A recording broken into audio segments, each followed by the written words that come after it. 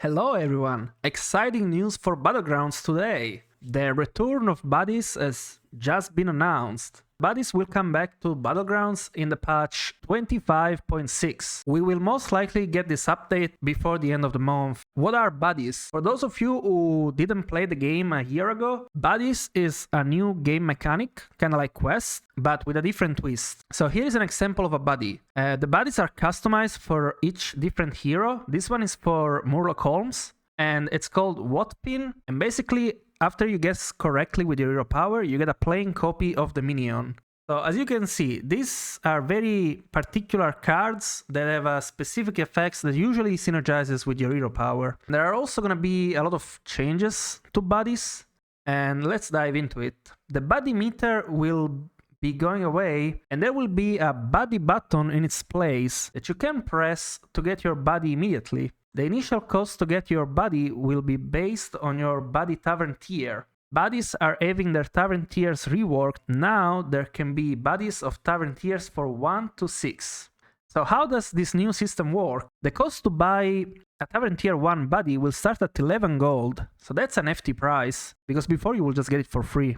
And the cost to buy a tavern tier 6 buddy will start at 21. But there is a twist. The cost will then reduce by 3 for each won or tied combat, or reduced by 2 for each lost combat. So basically, it doesn't really matter if you're doing well or poorly, you always get a bonus, which is nice. So these things should get discounted pretty quickly. In the past, it used to be that like the easiest buddies to get, you'll get them on turn 5 on average. So let's assume you win 3 of those fights, you get -9 gold, and then you tie 1 fight, you get like 2 gold, that's 11. You can already get your buddy for free. So even though at first glance it looks like these buddies are going to be very expensive, it seems like they should have a reasonable price attached to them. Once you press your button the first time, you're going to get 1 copy of your buddy, and then the cost is going to increase a little bit. Once you press the button the second time, you get 2 copies of your buddy. And at that point, if you still have the first copy, it's going to triple and get extra effects. Like, as you can see here, when it's tripled, you get 2 plain copies of the minion.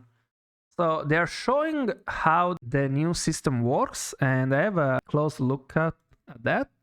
If you notice, the Bran hero has 15 armor and only 30 HP. So maybe there is a new part of the update that's coming in the patch notes next week. The heroes will now have maybe 30 HP, so they have more leverage to work with the armor sister.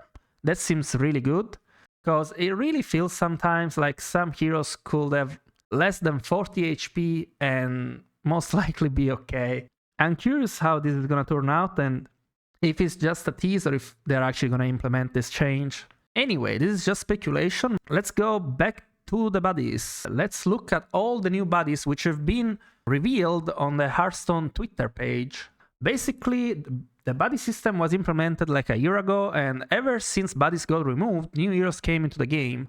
So now we're gonna take a look at the new buddies for the new heroes and see what they look like. Queen Azshara gets this new buddy, Imperial Defender. It's a 3-drop 2/4. Whenever you cast a spellcraft spell on a different minion, you also cast it on this. Yeah, this buddy looks pretty strong. There's also a death fact. Basically, they are saying that this buddy is going to help you get to your hero power. Although it's a tier 3 buddy, so you're probably going to get it like on turn 6, maybe even turn 7, because Queen Azshara doesn't really get any benefits in the early game.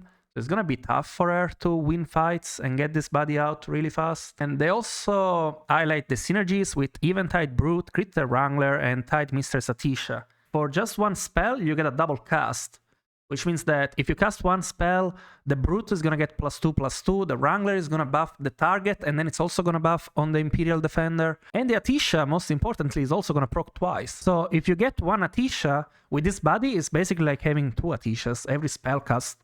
+6/+6. That's really cool. This is a very, very powerful buddy. I think the issue here is not in the buddy, but in the hero. The way how buddy system works, I feel like heroes that can win fights in the early game are gonna be somewhat popular.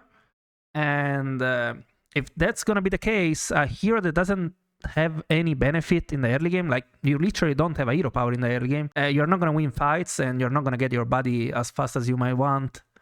So we'll see how this turns out. Definitely an amazing body though. I love the design. Really promising body. I like it. And then we have Ozumat. And the body is gonna be Tamuzo, which is basically Ozumat but in reverse. Avenge 2, it's also a 3-drop. Upgrade your Tentacular by +1/+1. Tentacular is the Ozumat hero power, it's the tentacle. And it's a 4/4 beast. This one I'm not much of a fan of.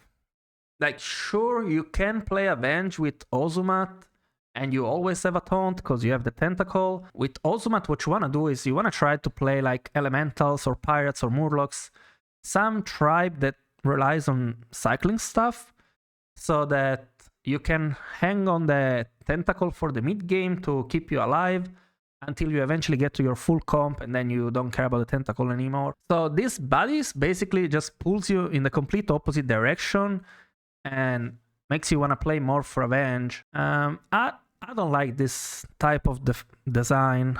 Although the one bonus here is that since you get the tentacle every fight, Ozumat can win fights and get this body early on. But once again, I just don't like the design of it. So not a big fan of this one. Doesn't get me excited. Moving on. We have the Lady Vash body, Coil Fang Elite. After a spellcraft minion appears in Bob's Tavern, get a copy of its spell, and it's a 2-drop, so you can get this really early. It's also a 3/4. So, first of all, this is the first tier 2 body that we get to see, which means if you win your fights, you can get this on turn 5 for free, or just for 2 gold. And if you're not doing so well, you get it usually on turn 6, I would assume. You can get this pretty early. I like it. That being said though, once again, you don't have the best hero power in the early game, so it might be tough to win fights and actually get this body out. I don't know, it's a tricky one to evaluate. We will see how this works. Like, if you get multiple spellcraft minions in the shop, are you gonna get multiple spells? Who knows? Togwaggle. Buddy. Wax Dread the Drippy. Battlecry, refresh Bob's Tavern with the highest tier minions from each opponent's Warbind, and it's a 4-drop. This is a really weird one. Maybe there's gonna be some busted high tier buddy and then you get to steal it with this? Who knows? Like, before you could only steal from Bob's, now you also get to steal from the other players. I guess that's kinda funny. And now we have Seared Denatrius. That's actually kinda exciting. You get a tier 2 buddy, so you get it early, and it's a 2/2 neutral. So basically you can't keep this on your board. Battlecry, discover a quest. Complete it to get an 8 gold coin pouch. You have to make sure you have 8 spaces in your hand, and then you open it up, and then you get the 8 coins, something like that. This seems kinda good, although we'll have to see how difficult the quests are gonna be. Like, if you can get a super easy quest, like play 3 Battlecries for this is gonna be amazing. If you're gonna get like very difficult quests to get these coins, then it's not gonna be that great. I don't know, I feel like this body is more likely gonna end up being good because it's just a Battlecry, so you play this and you get a quest. More importantly, if you have a Bran, you get 2 quests, and then once you complete them, you get 16 gold. Like, this thing can go freaking crazy. Battlecry buddies are always dangerous because they work with Bran, and this is a cheap one. It's just a tier 2. So yeah, this is gonna be a good one. I'm feeling it. Is Denatrius gonna be a good hero? We'll have to see about that, because once again, the hero power doesn't really help you in the early game. And now we have Sylvanas, which gets a tier 5 buddy. We haven't seen anything above tier 4 yet. Nathanos Blightcaller. Battlecry, remove a friendly minion, give it stats to its neighbors, and it's a 3/6. This buddy is nuts. This is a callback to Sylvanas' original hero power, and one of the few tier 5 buddies due to its powerful effect. For those of you Zoomers that didn't play the game back in Season 1, the original Sylvanas hero power, if I remember correctly, was like 0 gold, heal one of your minions, like remove it from existence, and give the neighbors +1/+1. And that was really bad. So then they removed Sylvanas from the game. Now, sure, this is a callback. Like, the difference between +1/+1 and give it stats to its neighbors is fucking insane. This also reminds me of the Mutanus buddy, which used to be arguably the best buddy in the game, one of the best for sure, like top 3. And the Mutanus body used to be, when you spit this, it spits twice. So it was basically this effect, but random. That being said, with Mutanus, you used to just build a big-ass body and then spit it. With Sylvanas, you can't really build onto one single minion, because like the hero power just does something different, it just buffs AoE. Man, if Chronormu is not removed, oh boy, oh boy, oh boy, this thing is gonna be nuts. I have a lot of hopium that they are gonna remove the card, and hopefully it's gonna be the case. But yeah, if Chronormu is in the game, this is gonna be insane. The body itself is crazy, especially because this is targeted. You can't even fail with this. Single-handedly makes Sylvanas viable. Now we have the Jailer. So what's the body? Death Rattle summon 3 random tier 1 minions, and it's a 3/3 undead. It being an undead, it's really cool. Pretty okay minion. It has synergy with the hero power itself. Like once this is dead, it's gonna summon like Ikims, Micromummies, Reason Riders, and then your hero power is gonna be nuts. What mainly concerns me about this is board space. And also like, what is the golden version gonna do? Do you summon 6? Do you summon 2 drops? Do you give them +1/+1? I have no idea. All in all, I'm kind of a fan of this. It seems like a really cool body. I think the Jailer might be sleeper good, because people could get really strong off of their body and just start killing each other. When it comes down to scuffed comps, just being able to click your button every turn and make like a big Blanchie or a big Hydra, it's really good. And with this body, your hero power is gonna go up to +10/+10 in no time. Yeah, and also this gives you a lot of tempo to survive in the mid game. Like you just put this in the back and it's basically mini coiler. Especially if you can combo this with like a Ghoul of the Feast or something like that. So yeah, I'm a fan of this. Can't wait to play with it. And now we have Enanso Meccano, which gets the Enanso Medico. Wait, Enanso Medico? What the fuck? This dude looks kinda cool. Wait, he's hiding a hammer? What's going on here, man? Alright, so it's 2-drop, 2/3 Mac. Once again, tribal, that's cool. Minions in Bob's Tavern with Taunt, Reborn, Wind Fury, or Divine Shield have +1/+1 for each. That being said, is this a good enough body? First of all, the stats are really underwhelming. Like, it's just a 2/3. Sure, it's a mech, but it's just a 2/3, man. I feel like Enanso might, need some extra help. The hero's not that great on its own. Most of the times, this is just gonna give you a random +1/+1, which is also not great. So even though I love the artwork and I love the name, when it comes to actual playability, this seems a little iffy.